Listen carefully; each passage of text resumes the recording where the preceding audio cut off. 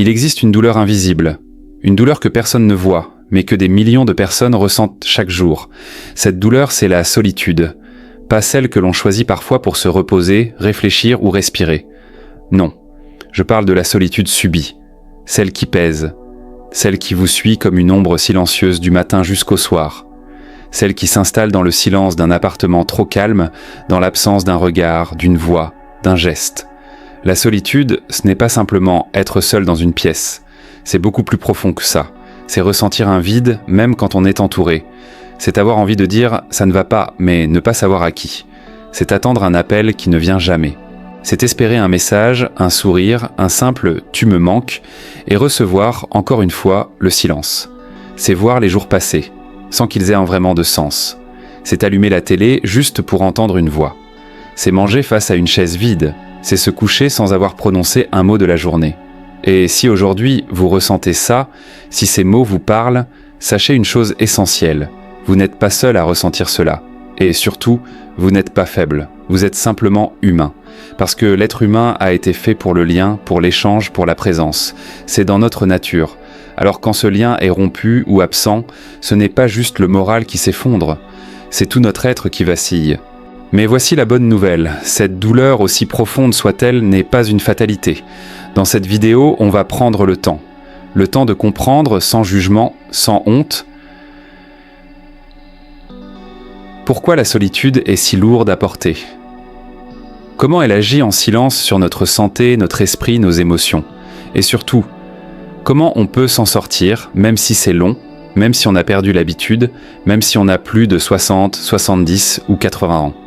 Car tant qu'il y a un souffle, il y a une possibilité de créer un lien, d'ouvrir une porte, de changer un demain. Alors, restez avec moi.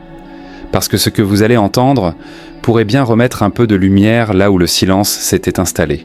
La vraie définition de la solitude. On pense souvent que la solitude, c'est juste être seul dans une pièce. Mais en réalité, la solitude est un état émotionnel, une sensation intérieure bien plus qu'une simple absence de compagnie. Vous pouvez être entouré de gens, dans une famille, dans un couple, dans un lieu animé, et pourtant ressentir un vide terrible à l'intérieur. À l'inverse, vous pouvez vivre seul, mais être profondément connecté à vous-même et aux autres. On parle souvent de 3 formes principales de solitude, et chacune agit différemment. 1. La solitude sociale. C'est la plus visible, c'est quand les interactions humaines sont rares, voire inexistantes. Plus d'appels, peu de visites, des journées entières sans parler à quelqu'un. Avec le temps, le silence devient lourd, les murs deviennent oppressants. Et même les brouhahs de la ville finissent par sonner comme une absence. 2. La solitude émotionnelle. Celle-ci est plus insidieuse. Vous êtes peut-être entouré de gens, vous discutez, vous riez, mais au fond, personne ne vous comprend vraiment. Personne ne vous voit tel que vous êtes. Vous pouvez avoir une famille, des collègues, des amis, et pourtant, vous vous sentez profondément seul dans vos émotions. C'est cette sensation d'être invisible, même avec un sourire sur le visage. 3. La solitude existentielle. C'est la plus profonde, la plus douloureuse aussi. C'est quand vous commencez à vous demander « à quoi bon ?» C'est un vide intérieur, comme si votre vie avait perdu son sens, comme si tout était flou, sans direction. C'est le sentiment que vous avancez, mais sans savoir pourquoi. Un décalage avec le monde, une perte de repères, une fatigue de l'âme. Ce qu'il faut comprendre, c'est que ces 3 formes de solitude peuvent se croiser, se mélanger et parfois même se renforcer mutuellement. Vous pouvez ressentir les 3 en même temps, sans pouvoir mettre de mots dessus. Et surtout, la solitude n'a pas d'âge. Elle peut frapper un jeune adulte perdu dans sa vie, un père de famille dépassé, une femme de 60 ans en pleine transition, ou une personne âgée de 85 ans qui regarde ses souvenirs s'éloigner. Elle touche les mariés, les célibataires, les veufs, les divorcés. Elle ne fait pas de distinction sociale, amoureuse ou géographique. La solitude ne choisit pas ses victimes. Elle s'installe doucement, parfois sans prévenir, et elle nous fait croire qu'on est les seuls à la ressentir. Mais vous allez voir, il existe des chemins pour en sortir, même lentement, même tard, même si vous y êtes depuis longtemps.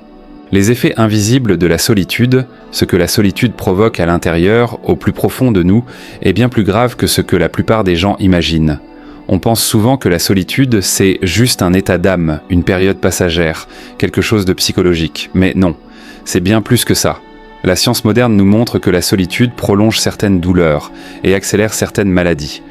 quand une personne reste seule trop longtemps, sans lien profond, sans regard bienveillant posé sur elle. Son corps entre peu à peu dans un état d'alerte. Un état de stress chronique, silencieux, mais permanent. Voici ce que les études révèlent. Point par point, le système immunitaire s'affaiblit. Le corps devient moins capable de se défendre contre les infections, les virus, les inflammations. Des chercheurs ont même observé que certaines cellules immunitaires réagissent pour moins bien chez les personnes socialement isolées. Résultat, on tombe malade plus souvent et on met plus de temps à guérir. La tension artérielle augmente, même quand on est assis, même quand on dort. Ce n'est pas un stress explosif, mais un stress diffus, qui fait battre le cœur un peu trop vite, un peu trop fort, tout le temps. Et ce stress, s'il dure, fatigue le cœur et les vaisseaux. Le risque de maladie cardiovasculaire grimpe. Oui, la solitude, à elle seule, augmente le risque de faire un infarctus ou un AVC. On pourrait croire que ce sont les mauvaises habitudes de vie. Mais non. Même en mangeant bien et en bougeant, l'isolement prolongé fragilise le cœur. Le cerveau en souffre aussi. Les personnes isolées dorment moins bien, ont plus d'insomnie, de réveil nocturne. Elles sont aussi plus vulnérables à l'anxiété, aux troubles de l'humeur et à la dépression. Et sur le long terme, on observe un risque accru de déclin cognitif, de perte de mémoire et même de maladie d'Alzheimer. Parce que sans stimulation sociale, sans échange régulier, certaines connexions dans le cerveau s'atrophient. Mais le plus tragique, c'est ce cercle vicieux que la solitude crée elle-même. Plus vous êtes seul, plus vous commencez à vous méfier du monde extérieur. Plus vous vous refermez, moins les autres osent venir vers vous. Moins ils viennent, plus vous vous sentez invisible, incompris, oublié. C'est un piège émotionnel qui se renforce chaque semaine, chaque mois, chaque année. Et pourtant, ce n'est pas une fatalité. Car oui, cette spirale peut être arrêtée. Elle peut être inversée. Il n'est déjà jamais trop tard pour recréer du lien, même petit. Il n'est jamais trop tard pour rouvrir une porte, tendre la main ou tout simplement laisser quelqu'un entrer. Et dans les prochaines parties, je vais vous montrer comment, pas à pas. Avant de continuer, j'aimerais vous parler d'un paradoxe que l'on oublie souvent. La solitude n'est pas toujours un mal. Elle n'est pas forcément synonyme de vide, d'abandon ou de tristesse. Lorsqu'elle est télévoulue, lorsqu'elle est choisie en conscience, la solitude peut devenir un véritable trésor. Un espace rare, intime, précieux. Dans ces moments de retrait du monde, il se passe quelque chose d'unique. C'est dans la solitude que des artistes ont peint leurs plus belles toiles, que des écrivains ont donné naissance à leurs chefs-d'œuvre.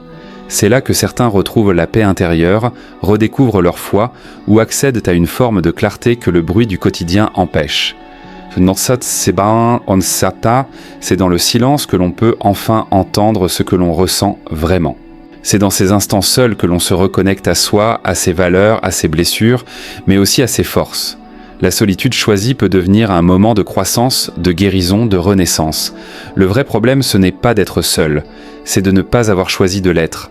Quand la solitude est imposée, quand elle arrive sans prévenir, quand elle s'installe comme un vide qu'on n'a pas demandé, elle fait mal. Elle devient un poids, un fardeau émotionnel. On se sent exclu, oublié, parfois même invisible. Mais il est essentiel de retenir ceci. La solitude choisie peut être puissante. La solitude subie, elle, peut être transformée, si l'on trouve les bonnes clés. Alors si aujourd'hui vous sentez que cette solitude vous a été imposée, qu'elle vous blesse ou vous enferme, sachez qu'il existe des solutions, des actions simples, concrètes, parfois minuscules, mais qui peuvent tout changer. Et surtout, avant de passer à ces solutions, j'aimerais vous transmettre un message crucial, surtout si vous avez l'impression qu'il est trop tard pour changer quoi que ce soit. Il n'est jamais trop tard pour reconstruire un lien, pour créer une présence autour de vous, pour retrouver un sens à votre quotidien. Même après 60 ans, même après 80 ans, même après une longue solitude, parce qu'un cœur humain reste toujours capable de vibrer, de donner et de recevoir, quel que soit son âge. J'aimerais maintenant vous partager quelques histoires vraies, des histoires simples mais puissantes. Elles ne viennent pas de romans ni de documentaires, elles viennent du quotidien, du silence des appartements, des rues tranquilles, des bancs publics. Il y a Marc, 72 ans, veuf depuis 3 ans. Sa femme est partie après 48 ans de vie commune. Depuis, Marc vit dans une petite maison en périphérie. Il a un chat, un vieux matou noir qui ne le quitte jamais. Et un jour, il m'a dit quelque chose qui m'a bouleversé. Je parle plus à mon chat qu'à un être humain. Et parfois, je me surprends à lui raconter ma journée, comme si c'était normal. Il a ri en disant ça, mais ses yeux étaient plus humides, parce que ce n'était pas une blague. Puis il y a Fatou, 68 ans. Elle a élevé seule 3 enfants. Ils ont réussi, ils sont partis vivre à l'étranger. Elle est fière d'eux, bien sûr. Mais aujourd'hui, elle vit seule dans un petit appartement. Et elle m'a confié ceci. Je laisse la télé allumée du matin au soir. Je ne la regarde même pas vraiment, mais au moins j'entends une voix. Ça fait moins vide. Elle m'a avoué qu'elle se parle parfois à elle-même, juste pour briser le silence. Ce n'est pas qu'elle se sent abandonnée. C'est juste qu'il ne reste plus personne à qui parler. Et puis il y a Julien, 59 ans, retraité un peu trop tôt après un licenciement. Depuis qu'il a quitté son travail, il se sent inutile, effacé. Un matin, il m'a dit cette phrase glaçante. Je me lève, je mange un peu, je regarde par la fenêtre et je me recouche. Personne ne remarque si je suis là ou pas. C'est comme si je n'existais plus. Cette phrase, elle m'a serré le cœur, parce qu'il ne demandait même pas du monde. Juste une présence, un regard, un signe qu'il compte encore. Ces récits, Lorenzo, ce ne sont pas des cas isolés, ce sont des témoignages silencieux, et des bouts de vie que des millions de personnes pourraient le raconter. Et ils nous rappellent une chose essentielle. La solitude, quand elle dure, devient invisible, mais elle ronge. Alors oui, il est temps qu'on en parle. Il est temps qu'on cherche des solutions, pas pour remplir le vide à tout prix, mais pour retrouver un lien humain, sincère, même discret, car ce n'est pas la quantité de relations qui compte, mais leur vérité. Dans la suite, je vais vous montrer comment, même lentement, même à petits pas, on peut reconstruire une vie avec du lien. Pas forcément beaucoup, mais du lien vrai. 6 étapes concrètes pour sortir de la solitude. Il est parfois difficile de savoir par où commencer pour sortir de la solitude. Mais il faut se souvenir d'une chose, même les plus petits gestes ont un impact immense. Voici 6 étapes simples, accessibles, mais profondément transformatrices. Prenez-les comme des clés. Vous n'avez pas besoin de toutes les utiliser d'un coup. Une seule suffit pour entrouvrir une porte. Premièrement, bougez un peu chaque jour, même 10 minutes font la différence. Vous n'avez pas besoin d'un programme sportif. L'idée, c'est juste de sortir. Mettez vos chaussures. Allez jusqu'au coin de la rue. Faites le tour du pâté de maison, même si vous n'avez aucun but précis. Le simple fait de marcher, de sentir l'air sur votre peau, d'observer ce qui vous entoure, cela change déjà l'énergie dans votre corps. Et surtout, plus vous sortez, plus vous augmentez vos chances de croiser un voisin, d'échanger un regard, un mot. La solitude a peur du mouvement. Et si un jour vous êtes trop fatigué, sortez sur le pas de votre porte. Respirez, c'est déjà une victoire. 2. Adressez la parole, même pour quelques secondes. Vous ne le savez peut-être pas, mais un bonjour peut sauver une journée. Essayez, dites bonjour à la boulangère, vous avez un joli manteau à quelqu'un dans la file d'attente, ou simplement bonne journée, au facteur. Ce sont de petits gestes, mais ce sont des graines de lien social. Et parfois, certaines de ces graines deviennent de vraies fleurs, une conversation, une complicité, un début d'amitié. N'ayez pas peur d'avoir l'air bizarre. Dans un monde où tout le monde regarde son téléphone, un mot sincère est une lumière. 3. Rejoignez une activité locale, sans pression. Non, vous n'êtes pas trop vieux pour ça. Et vous n'avez pas besoin d'être extraverti. Dans presque chaque ville ou village, il y a des activités pour tous les goûts. Club de marche pour bouger en groupe, ateliers d'écriture ou de tricot, groupes de lecture, cours de cuisine, jardins partagés, ou même des cafés discussions dans les maisons de quartier. L'idée, ce n'est pas de raconter votre vie. C'est juste d'être présent dans un lieu où d'autres partagent quelque chose. Même si vous ne parlez pas beaucoup, votre simple présence suffit. Et avec le temps, des liens naissent naturellement. Et si vous êtes timide, allez une fois, restez 15 minutes, repartez. C'est déjà énorme. 4. Reconnectez-vous à un proche perdu de vue. On a tous quelqu'un à qui on n'a pas parlé depuis longtemps. Parfois, on pense que c'est trop tard. Mais ce n'est jamais trop tard. Prenez votre téléphone, tapez ce message tout simple. « Bonjour, je pensais à toi aujourd'hui. Tu vas bien ?» Ce genre de message n'a pas besoin d'explication. Il suffit souvent à rallumer une flamme éteinte. Et même si la personne ne répond pas, vous aurez fait votre part. Vous aurez tendu la main. Et parfois, ce message débouche sur une conversation. Parfois, sur un appel. Parfois même sur des retrouvailles. 5. Parlez à un professionnel si le poids est trop lourd. Il n'y a aucune honte à demander de l'aide. Un médecin peut vous écouter et vous orienter. Un psychologue peut vous aider à sortir d'un isolement ancien. Un assistant social peut vous indiquer des lieux, des aides. Un aumônier ou un prêtre peut vous apporter une écoute spirituelle si cela vous parle. Il existe aussi des groupes de parole. Et le simple fait d'être entendu, de pouvoir déposer ce que vous avez sur le cœur, c'est déjà un premier pas vers la lumière. Les professionnels ne vous jugent pas. Ils sont là parce que d'autres, avant vous, ont osé franchir cette étape. 6. Faites un acte de générosité, aussi petit soit-il. C'est peut-être la plus puissante des clés. car quand on donne, on se reconnecte. Écrivez une lettre à quelqu'un que vous appréciez. Offrez un compliment sincère à un inconnu. Proposez à un voisin âgé de l'aider à porter ses sacs, ou appelez quelqu'un juste pour lui dire « Je pensais à toi ». Vous pouvez même écrire des cartes pour des personnes en maison de retraite. Quand on donne, on existe. Et le monde nous le rend, tôt ou tard. Car au fond, chaque être humain cherche la même chose, être vu, être entendu, être aimé. La solitude n'est pas une fatalité, c'est un état qui peut être transformé pas à pas, geste après geste.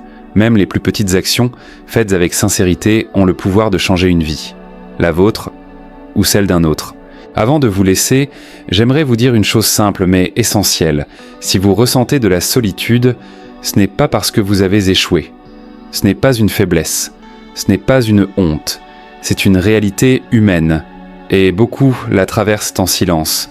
Mais cette solitude-là, aussi lourde soit-elle, elle n'a pas le dernier mot.